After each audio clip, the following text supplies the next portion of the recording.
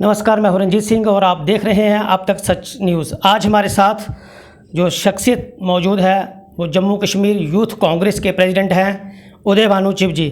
स्वागत है आपका अब तक सच न्यूज़ में। धन्यवाद। चिब साहब, कांग्रेस पर एक आरोप लगता है कि 70 सालों में, बीजेपी का आरोप है कि 70 सालों में कांग्रेस ने कुछ नहीं किया। उस आरोप को तो बीजेपी ने खुद ही खारिज कर दिया है, क्योंकि बीजेपी पिछले 2 सालों से जो संपत्ति भारत सरकार की बेच रही है, पूरे हर एक बच्चे बच्चे को देश के मालूम है कि वो जो संपत्ति है वो पिछले 70 सालों में बनी है।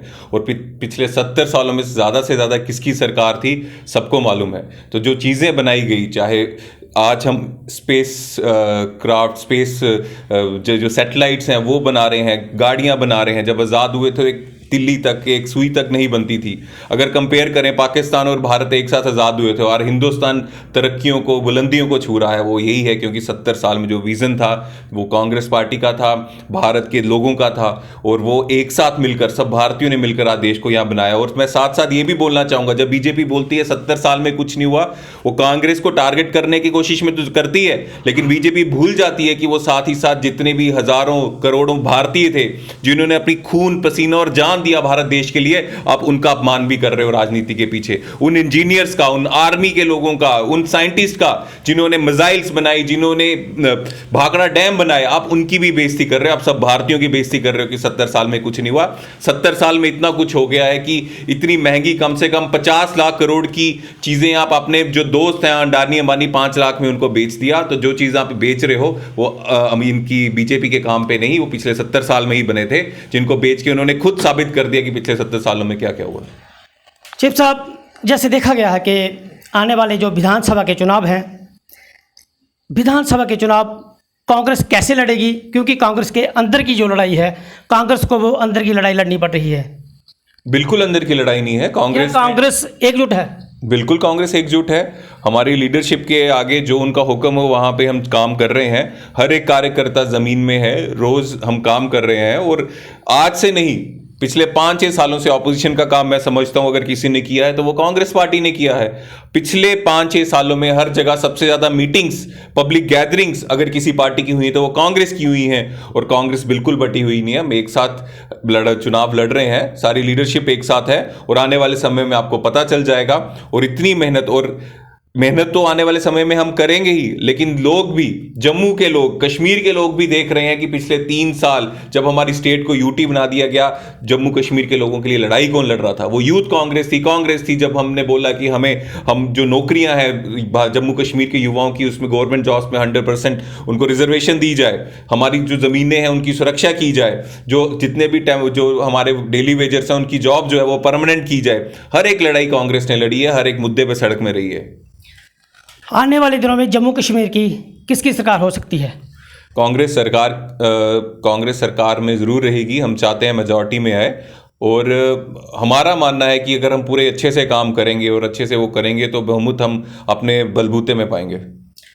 तो जैसे कांग्रेस की सरकार आएगी, कांग्रेस किन मुद्दों पर जम्मू कश्मीर में चुनाव लड़ेगी? देखिए, हम वचनबद्ध हैं। जैसे ही हमारी सरकार बनती है, सबसे पहले हमारी इज्जत, हमारा स्वाभिमान, हमारी डोगरा रियासत जो बीजेपी ने छीनकर हमसे हमारी इंसल्ट की, डोगराओं की बेइज्जती की, हम वचनबद्ध हैं कि सरकार बनते ही पहले ही महीने हमारा एक काम होगा कि हम एक बिल पास करेंगे असेंबली में, जिससे हमारा स्टेट का दर्जा, राज्य का दर्जा हमें वापस मिले। ये डोगरा स्टेट थी जिसको तोड़ के बीजेपी ने डोगराओं का अपमान किया है, ये डोगरा सहन नहीं करेगा। सबसे पहला काम भी ये करेंगे। दूसरा, जितने भी युवा थे, ये महाराजा हरि सिंह जी ने 1927 में ये तोहफा हमें दिया था, खासकर डोगरों को दिया था, जम्मू कश्मीर के लोगों को दिया था कि जितने भी युवा हैं सरकारी नौकरी में जम्मू कश्मीर के युवा ही करेंगे, बाहर वाला यहाँ पे कोई नौकरी नहीं करेगा। इसको तोड़ के बीजेपी ने यहाँ के जम्मू कश्मीर के युवाओं पे, उनके ऊपर भी, उनके रोजगार पे हमला किया है। यही कारण है, पूरे देश में बेरोजगारी स्तर सबसे ज्यादा जम्मू कश्मीर में है, भारत में। और मैं आपको ये बताना चाहूंगा, एक तरफ हरियाणा में ये कोटा डालते हैं, बीजेपी कट्टर सरकार एक बिल पास करती है जिसमें हरियाणा के युवाओं के लिए रिजर्वेशन है नौकरियों के लिए। मध्य प्रदेश में जो इनकी सरकार है बीजेपी की, उसमें सरकारी छोड़िए, प्राइवेट नौकरियों के लिए भी इन्होंने रिजर्वेशन की है वहां के लोगों के लिए। हमारे यहां पे जम्मू कश्मीर में हमारे युवाओं के लिए महाराजा हरि सिंह जी ने 1927 से एक कानून बनाया था, जिसको तुम पिछले 1 साल से बना रहे हो। 1927 से बनाया था, उसको आपने तोड़ के फेंक दिया। यहाँ के यूथ की कोई इज्जत नहीं। आपकी वहां पे सरकार हरियाणा में है, वहां के हरियाणा के युवाओं के लिए आप करो, कोई अर्थ नहीं है। मध्य प्रदेश के लिए युवाओं के लिए करो। हमारे यहाँ पे ये हक जो तुमने आज कर रहे हो, 2 साल पहले तुमने किए, 1927 में महाराजा हरि सिंह जी करके गए हैं, वो आपने तोड़ दिए। यहाँ के युवाओं को आप कुछ नहीं समझते, वो मिट्टी है तुम्हारे यहाँ की, उसकी कोई इज्जत नहीं है। तो हम जो सरकारी नौकरियां हैं वो उनका भी प्रावधान करेंगे कि सिर्फ गवर्नमेंट जॉब जो है यहाँ के लोकल यूथ ही कर सकें। सुरक्षा, बाहर के लोग यहाँ पे जमीन नहीं खरीद सकें। बिजली का बिल 7-7 लाख रुपया बिजली का बिल यहाँ पे जम्मू में लोगों का आ रहा है। गरीब लोग हैं, कहां से भरेंगे, कैसे भरेंगे? कैसा अंधा कानून चल रहा है ये? हमारे पास लोग आते हैं, परेशान हैं, वो 10,000 वो कमाते हैं, किसी की 50,000 आए थी, तो इन सरकार बीजेपी की गलत नीतियों के कारण आज वो 10,000 कमा रहे हैं और बिजली का बिल 7 लाख कैसे भरेंगे? वो सारे बिल माफ कर दिए जाएंगे कांग्रेस की सरकार जब आएगी। और साथ ही साथ जितने भी टेम्परेरी वर्कर्स हैं, डेली वेजर्स हैं, उनकी जो नौकरी है वो पक्के करने का काम कांग्रेस करेगी। और भी बड़े मुद्दे हैं, लेकिन मेन ये इश्यूज हैं।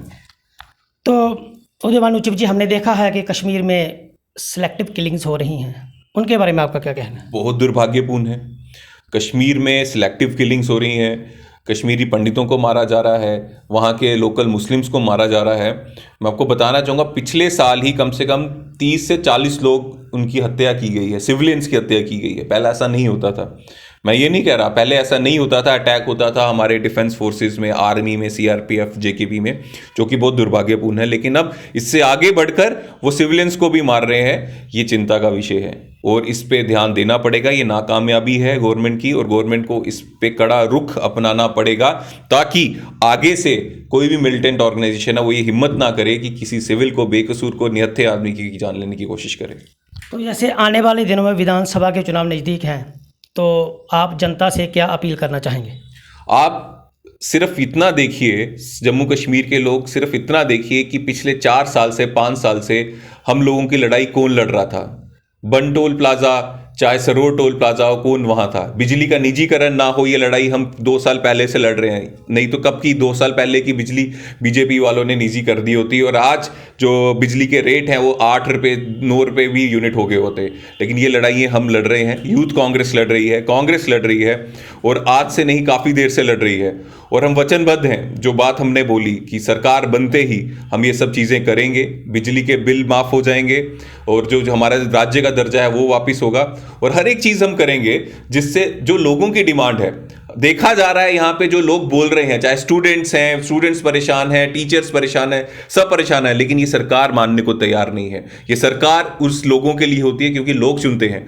तो कांग्रेस की सरकार आने पे जो लोगों की बात होगी वही सुनी जाएगी। उसका सबसे बड़ा उदाहरण देता हूं, कांग्रेस की सरकार थी, यूपीए 2 थी, सरोर में, विजयपुर में टोल प्लाजा बनने जा रहा था, लेकिन जम्मू के लोगों ने अपना रोष जाहिर किया और कहा यहां टोल प्लाजा नहीं बनना चाहिए। तो कांग्रेस सरकार ने समझा, हमारे जम्मू कश्मीर के नेताओं ने यह बात दिल्ली पहुंचाई और टोल प्लाजा नहीं लगा। रविंदर रैना की तरह ये नहीं बोला कि हमने गडकरी जी को चिट्ठी दी है लेकिन एनएचएआई का चेयरमैन हमारी बात नहीं मानता। अगर एनएचएआई का चेयरमैन तुम्हारी बात नहीं मानता तो कैसी सरकार चला रहे हो आप? ये सब पखंड है, ये नहीं चलेगा। और जैसे कांग्रेस समय पहले ऐसा नहीं होता था, फिर भी यही होगा, वैसी सरकार आएगी, लोगों की सरकार आएगी और जो भी लोगों की परेशानी होगी वो सुनी जाएगी और दुरुस्त भी होगी। धन्यवाद हमसे जुड़ने के लिए। धन्यवाद, जय हिंद। ये थे हमारे साथ उदयभानु चिब जी, जो एक जम्मू कश्मीर के यूथ कांग्रेस के प्रेसिडेंट हैं, फर्म नेता हैं और 24 घंटे लोगों के लिए तैयार रहते हैं, चाहे कोई भी मुश्किल हो। आज नहीं, बहुत देर से ये काम कर रहे हैं और जैसे हमें सूत्रों से पता चला कि जम्मू नॉर्थ से ये बहुत बड़े चेहरे हैं कांग्रेस के। आज के लिए बस इतना ही। मैं रंजीत सिंह, देखते रहिए अब तक सच न्यूज़।